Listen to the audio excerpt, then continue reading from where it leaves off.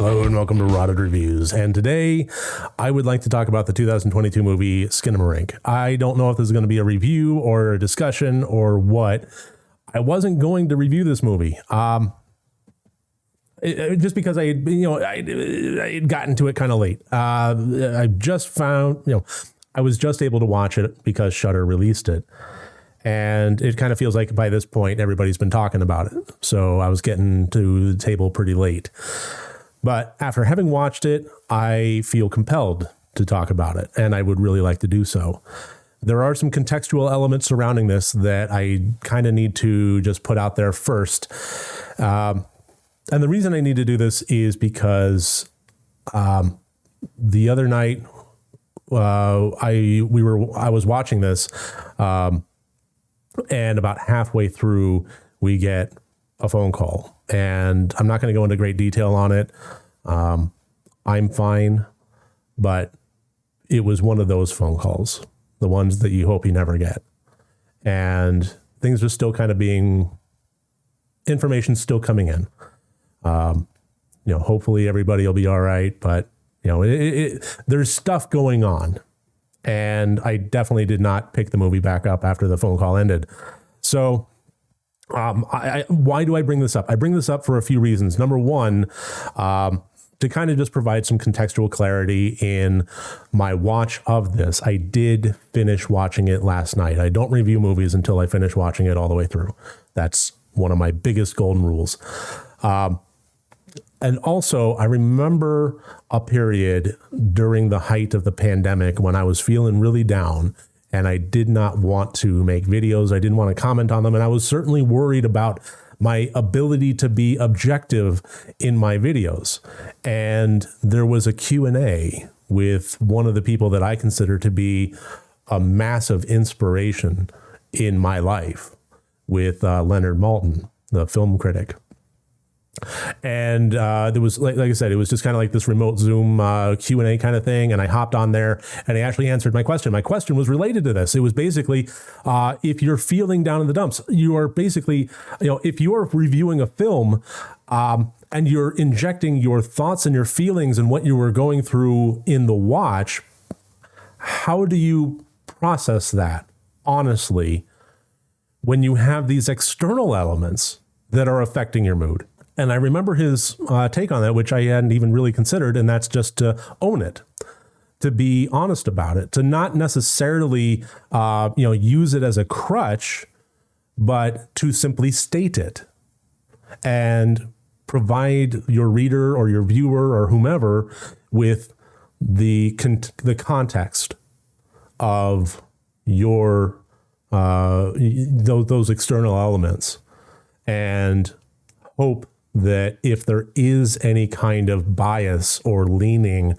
or anything that might affect that objectivity, that it can be viewed through the proper, honest lens. So those are the reasons that I'm saying this.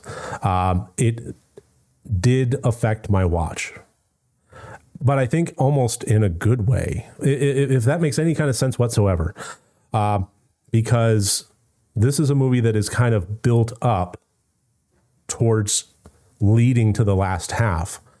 And me sitting in an empty house with worry on my mind, that last half was a rough watch. And I mean, it's going for a rough watch. I think that I was just in a sensitive enough place that this movie really hammered home in a way that it deserved to. It had built up the right to do it. It had done the work to get me into the proper state, but the actual external elements bumped that up to the nth degree.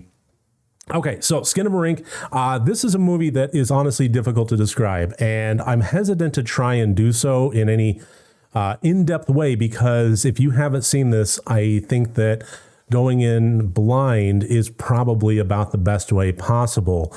This is a movie that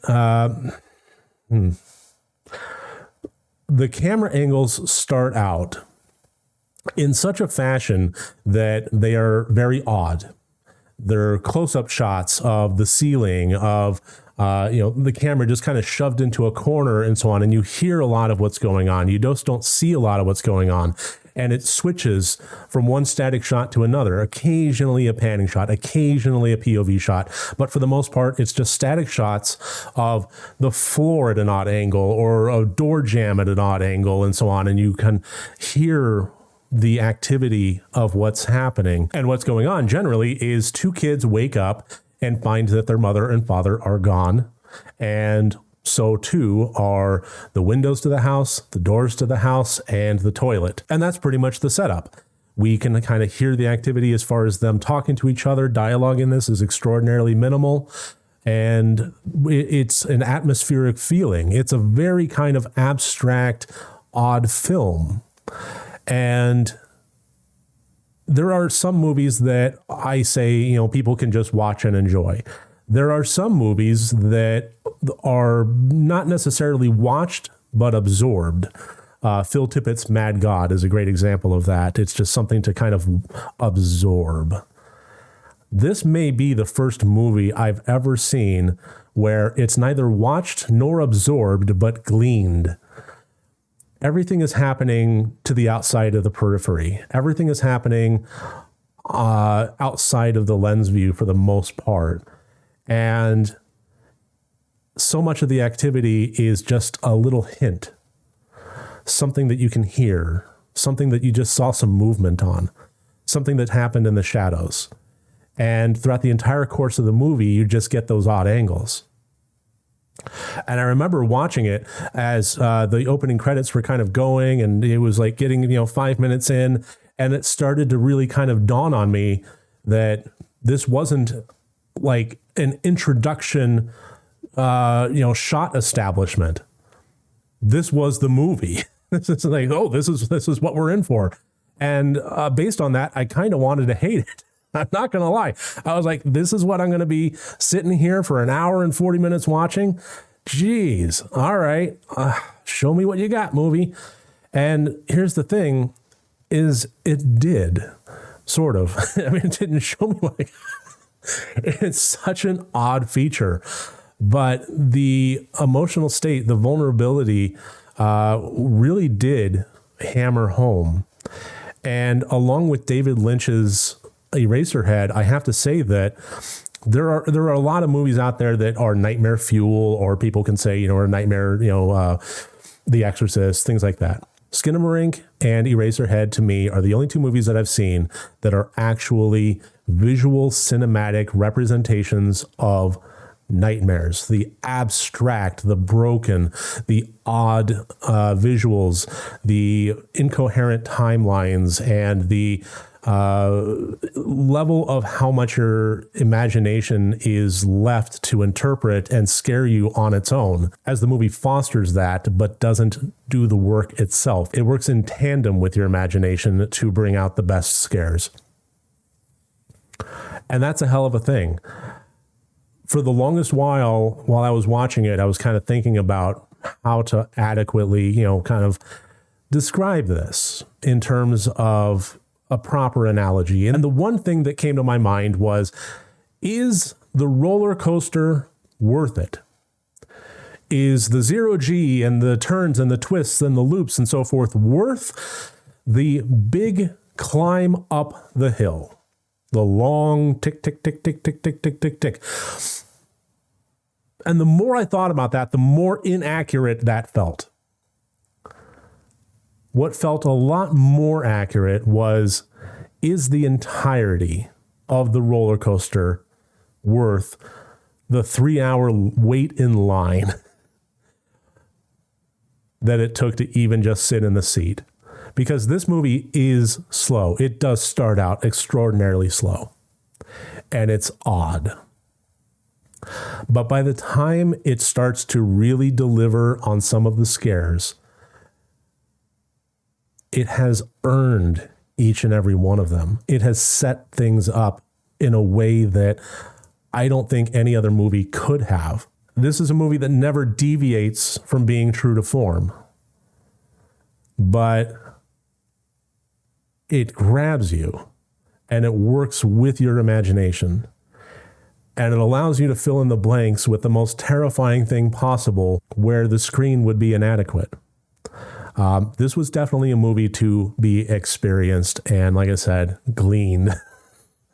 Yeah, I mean, major kudos to writer-director Kyle Edward Ball. Made something extraordinarily unique. And this is one of the things that I love about horror movies. You don't see this kind of experimentation in rom-coms or anything like this. Horror, especially kind of taking the concept of really ramping up drama, like dramatic elements and so forth, and really just kind of, instead of going and setting out to make a horror movie, instead just making as challenging and extreme of a drama piece as you can, really does lend itself to having some very clever artistic value in the technical and the methodology that I just don't see anywhere else in cinema. And I think that makes it a really big shame that it often gets so overlooked in major award categories. Because in my mind, it's the one genre, if it could be a genre, that is going above and beyond, that is stretching the limits and showing what, through successes and failures, showing what cinema can be. I'm not going to say that this was a revelation, or certainly not going to say that I want to see a whole lot of Skinamarink in the future. This was a one and done for me. If other filmmakers start copying this the way that Blair Witch started getting copied, I'm going to be pretty, it's not going to be too great. I'm not going to want a fleet of movies over the next decade doing nothing but odd camera angles and, hearing things off screen. But as a unique concept piece, this really worked for me. And again, within the context of the phone call that I got and separating out the halves and then watching the last half while I was alone and nervous already, that worked really well. So I hesitate to, do a blanket recommendation on this one just because this is an odd duck. I don't know that this is going to be to everybody's taste, and it already seems to be a bit divisive. If I were to evaluate it after just the first half, no way. I would not be recommending it. But it did not necessarily redeem itself. It just showed that first half was necessary to bring the last half home. So I thought that was an interesting thing. I thought this was a really interesting movie. And like I said, I wasn't going to do a review on it, but after having watched it, after having finished it, I just had to talk about it. So I'd be curious to hear what your thoughts were. What did you think of Skinamarink? If you've seen it, it's available currently right now on Shudder, at the very least Shudder US. I don't know about elsewhere in the world, but I recommend it for anybody that wants to, really kind of take a chance on something unique. So there you go. That's my recommendation. That's my review. Thank you so much for joining me here today. I look forward to seeing you on my next review. Remember, next time you want to watch a horror movie, first make sure that it's good and rotted.